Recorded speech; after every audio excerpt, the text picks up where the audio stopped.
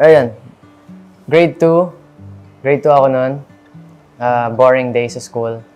And then, nagsha-sharpen lang ako ng pencil the back of the class. Tapos yung classmate ko, we were one chair apart. He was in front of me.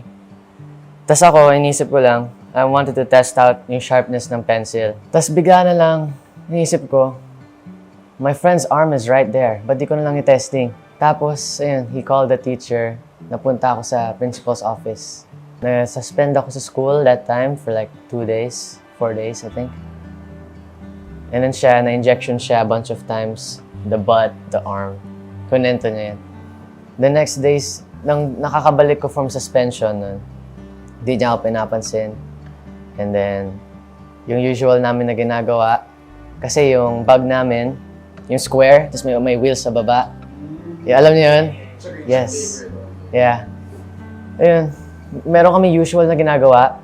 Yung school namin, may ramp na pabilog na pababa. So after school, we always used to race down sa mga bag namin, parang racing car. He's literally not talking to me. And, ayun. Couple months passed by na hindi kami nag-uusap or nang yung minimal talk lang. Ayun, I said, I'm really sorry and I won't do it again. Tapos ayun, he forgave me fast naman. Kasi parang nasisense ko rin na miss na niya akong kalaro. Kasi kami talaga yung ano. So, ayun, na nag-apologize ako, everything went back to normal.